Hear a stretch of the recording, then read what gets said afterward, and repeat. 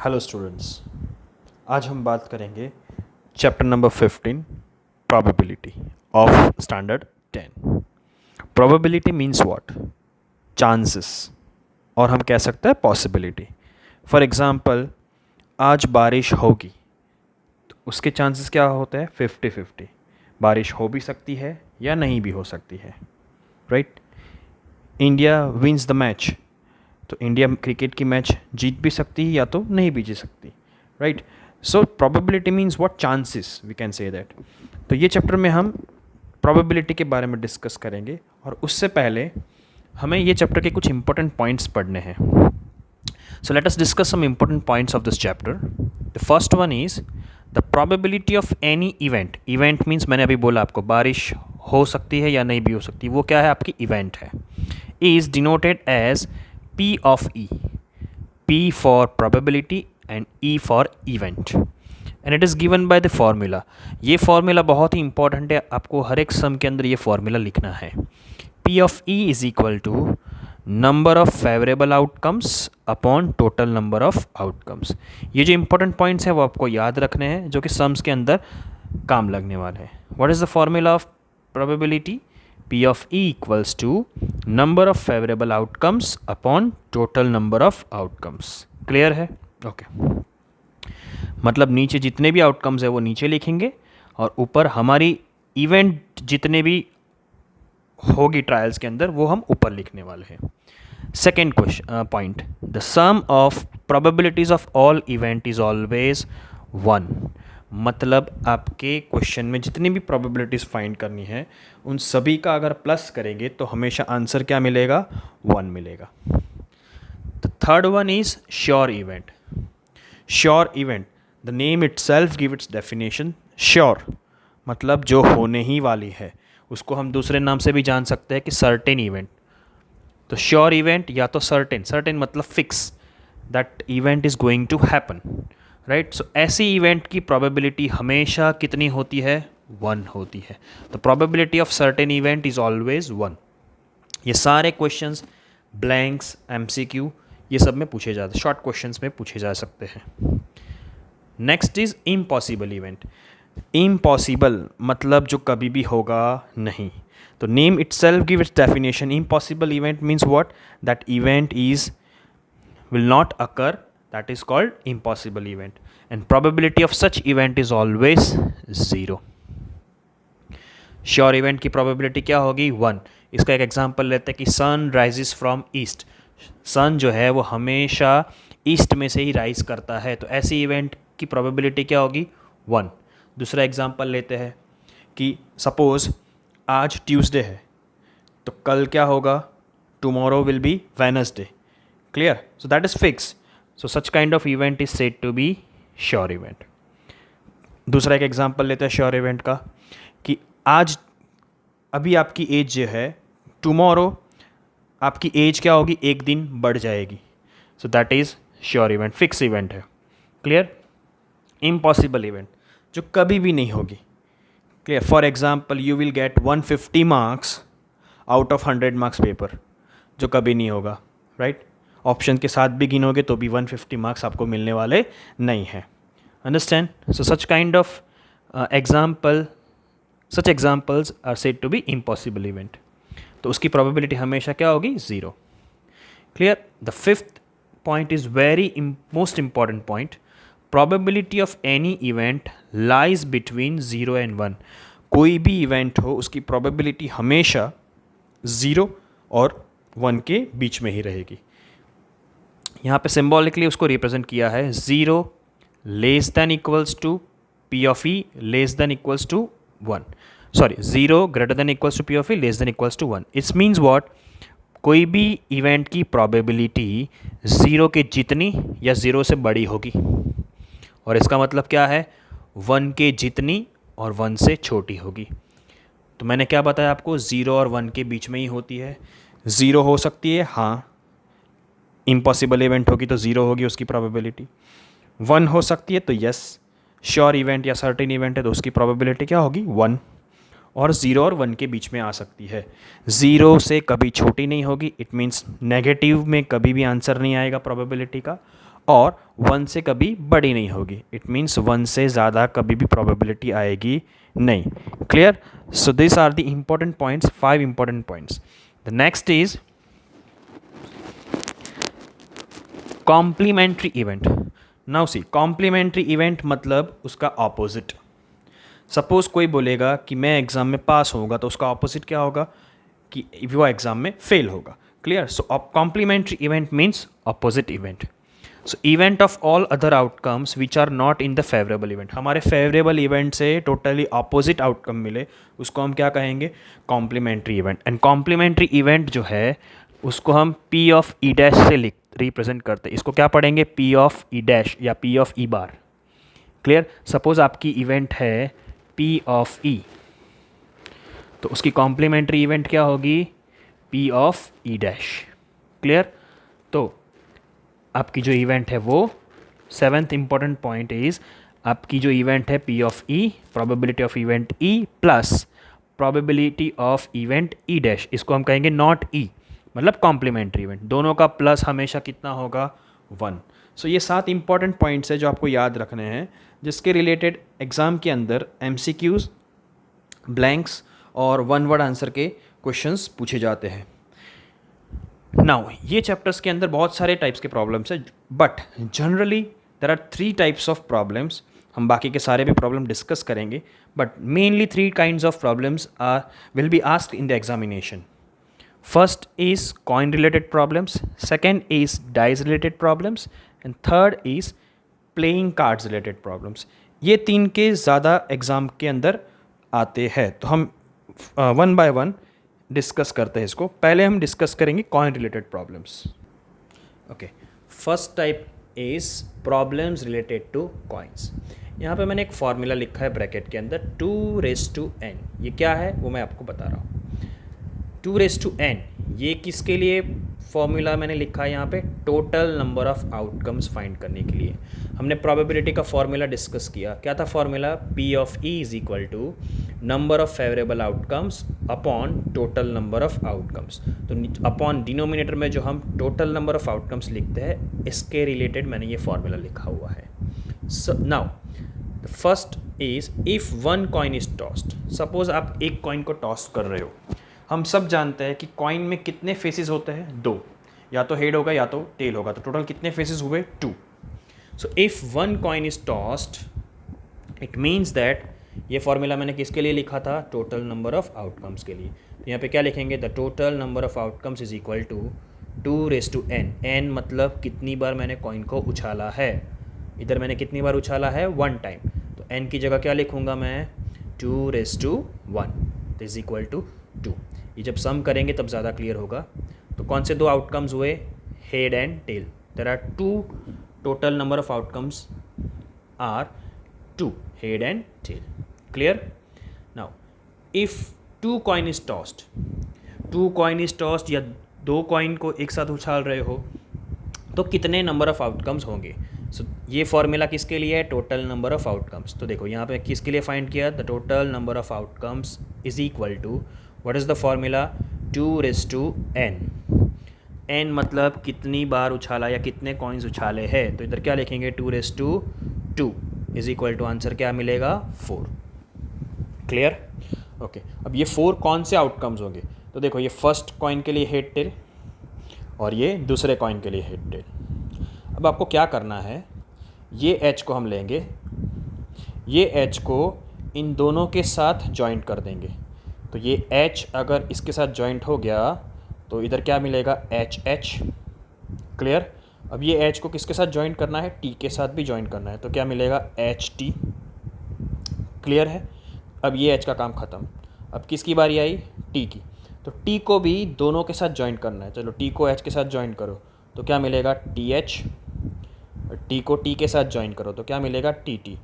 कुछ लोग क्या करते हैं? इसको रट्टा मार लेते हैं, मगअप कर लेते हैं. ये गलत चीज़ है स्टूडेंट्स. आपको याद रखना है कि ये कैसे मिलता है. बेसिक सीखोगे तो मैथ्स में कभी भी प्रॉब्लम नहीं आएगी. Clear? Third is if 3 coin is tossed. कितने कॉइन उछाले हैं? 3 कॉइन. तो ये फॉर्मूला किसके लिए था? वापस टोटल नंबर ऑफ आउटकम्स के लिए. तो the total number of outcomes is equal to 2n। Clear? So 2/3 is equal to क्या मिला? 8। 2 का क्यूब कितना होता है? 8। अब 8 आउटकम्स मिले। कौन कौन से 8 आउटकम्स? चलो डिस्कस करते हैं। चलो 3 कॉइन उछाले, तो पहले के लिए हेड टेल, दूसरे के लिए हेड टेल, और ये तीसरे के लिए हेड टेल। अभी इसको भूल जाओ। तो अभी हमने क्या किया था? 2 कॉइन्स के लिए किया, ऊपर वाले सब में किया 2 कॉइन्स के लिए, तो ये 2 कॉइन्स के लिए आ गया। चलो पहले क्या करेंगे, ये एच को लेंगे, इन दोनों के साथ ज्वाइंट कर दो, तो क्या मिलेगा? एच, फिर एच टी, ये है ही नहीं ऐसा अज्यूम कर लो अभी, फिर टी की बारी, T H and T T, मिल गया ये 4, और ये वाला एज इट इज़ लिख दिया। अब आपको सेम ये एच एच को लेना है और इन दोनों के साथ ज्वाइंट करना है, तो क्या मिलेगा बोलो? H H H, then after H H T, उसके बाद इसका काम ख़त्म। अब किसकी बारी? इसकी बारी, H T H, H T T. Clear? मिल गए। अब ये दोनों का काम ख़त्म। अब किसकी बारी? टी एच की। टी एच को दोनों के साथ ज्वाइंट कर दो, तो T H H and T H T. Clear? The last is T T H and T T T. तो देखो यहाँ पे गिन लो, 1 2 3 4 5 6 7 8। There are total 8 outcomes if 3 coins is toss simultaneously. Clear? I hope आपको ये समझ में आ गया होगा। कॉइन्स रिलेटेड, कॉइन्स में टोटल नंबर ऑफ आउटकम्स कितने, कौन सा फॉर्मूला से फाइंड किया जा सकता है? 2n। 1 कॉइन उछाला, 2 कॉइन उछाला या 3 कॉइन उछाला। आई होप आपको यहाँ तक समझ में आ गया होगा। अब इसके जब हम सम करेंगे तब ये सारे कंसेप्ट का यूज़ हम उसके अंदर करने वाले हैं। Clear? Okay, now we are going to discuss examples related to coins. हमने आगे देखा था कि कॉइन्स रिलेटेड प्रॉब्लम्स में टोटल नंबर ऑफ आउटकम्स कैसे फाइंड करते हैं, उसके बारे में हमने डिस्कस किया था। Now see, the first question is a fair coin tossed twice, find the probability of the following events. यहाँ पे आपको 3 इवेंट दी है, वो तीनों इवेंट के लिए आपको प्रोबेबिलिटी फाइंड करनी है। यहाँ पे आप क्वेश्चन ध्यान से पढ़िए, अ fair coin tossed twice. Okay, 2 बार कॉइन को उछाला जाता है, तो सबसे पहले सॉल्यूशन फाइंड करने के लिए आपको क्या करना है? Total number of outcomes is equal to, 2 बार उछालते हैं तो हम एक बार हेड टेल और ये दूसरी बार हेड टेल। क्लियर है? ओके, मैंने आपको पहले भी बताया था कि इसको रट्टा नहीं करना है, इसको मेथड से टोटल नंबर ऑफ आउटकम्स हम ऑब्टेन करेंगे। सी, ये एच को हम लेते हैं और ये दोनों के साथ इसको ज्वाइंट कर देंगे, तो देखो एच अगर एच के साथ ज्वाइंट हो जाएगा तो क्या मिलेगा आपको? एच एच मिलेगा। ये एच टी के साथ ज्वाइंट हो जाएगा तो आपको क्या मिलेगा? H T. क्लियर? ये एच का काम ख़त्म। अब किसकी बारी? टी की बारी। तो टी को अगर हम एच के साथ ज्वाइंट कर देंगे तो क्या हो जाएगा? टी एच, और टी को हम टी के साथ ज्वाइंट कर देंगे तो क्या हो जाएगा? T T. Clear? So in this way we can obtain total number of outcomes. अगर कॉइन को हम 2 बार उछाल रहे हैं, ट्वाइस टाइम्स टॉस्ट कर रहे हैं, तो टोटल आउटकम्स कितने मिलेंगे? 4। क्लियर है? नाउ आपको प्रोबेबिलिटी का फॉर्मूला लिख देना है, P of E is equal to, क्या लिखोगे फॉर्मूला? हमने पहले भी डिस्कस किया था कि number of favourable outcomes divided by total number of outcomes. Clear? ये फॉर्मेट फिक्स है, आपको इसी फॉर्मेट में सम को कैलकुलेट करना है। See, the first event is what? 2 heads आने की आपको प्रोबेबिलिटी फाइंड करनी है, तो हम कैसे लिखेंगे? Let A be an event that getting 2 heads. हमें 2 हेड्स लाने की प्रोबेबिलिटी फाइंड करनी है, तो ये फॉर्मेट फिक्स है, आपको इसी फॉर्मेट में लिखना है। देयरफॉर P ऑफ ए यानी इवेंट इज इक्वल टू, चलो कितने हेड्स लाने हैं? 2 हेड्स। आप टोटल नंबर ऑफ आउटकम्स में देख सकते हो कि दोनों बार हेड आए, वैसे कितनी बार आते हैं? सिर्फ एक बार। तो हम 1 को, हमारा फेवरेबल आउटकम्स क्या है 1 divided by total number of outcomes कितने हैं 4. So this is our answer. आपको फॉर्मूला ऊपर एक बार कॉमन लिख देना है, बाकी सब में let A be an event ऐसे अज्यूम करके सम सॉल्व करना है. ठीक है. क्वेश्चन नंबर 2, कौन सी इवेंट है 1 हेड एंड 1 टेल.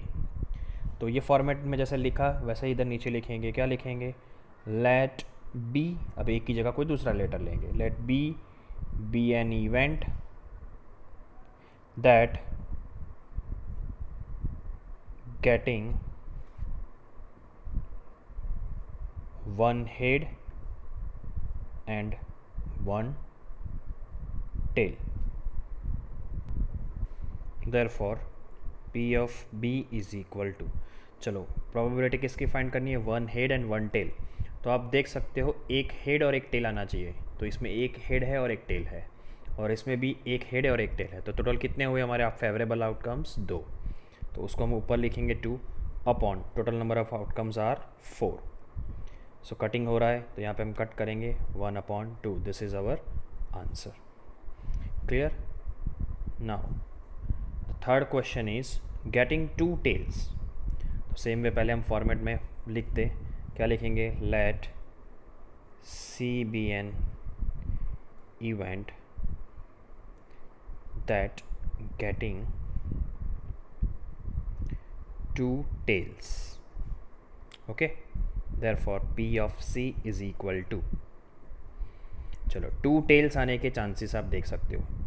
इसमें आप देखो दोनों बार टेल आते कितनी बार आ रहा है, ओनली 1 टाइम. तो उसको हम कहाँ लिखेंगे ऊपर, और नीचे हम टोटल नंबर ऑफ आउटकम्स लिखेंगे. तो this is our the answer. Clear.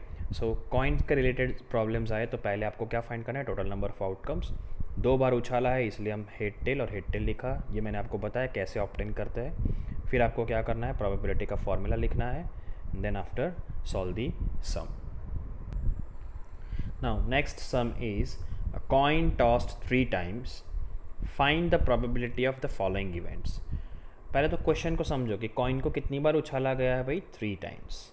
So 3 times coin को उछाला गया. तो सबसे पहले हम क्या फाइंड करेंगे, मैंने अगले सम में भी आपको बताया कि पहले total number of outcomes find करेंगे. तो इधर क्या लिखेंगे, total number of outcomes is equal to 3 बार उछाला है तो हम हेड टेल और हेड टेल ये 3 बार लिख देंगे. ठीक है. इसको भूल जाओ तीसरी बार वाले को.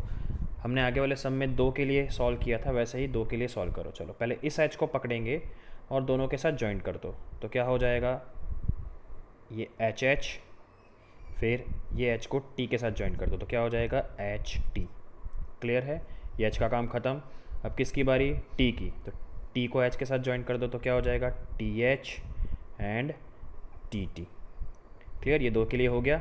तीसरा वाला जो है एच टी उसको हम एज इट इज़ लिख देंगे. डन. नाउ अब ये जो पहले 2 एच एच है उसको हम लेंगे और इसके इन दोनों के साथ जॉइंट कर देंगे. तो क्या हो जाएगा हमारा आउटकम्स एच एच एच, फिर एच एच टी. क्लियर. इसका काम ख़त्म हो गया. अब इसकी बारी. तो इसको लेके हम इन दोनों के साथ जॉइंट कर देंगे. तो क्या होगा H T H, then after H T T. Clear. इसका काम भी ख़त्म. Same way T H H T.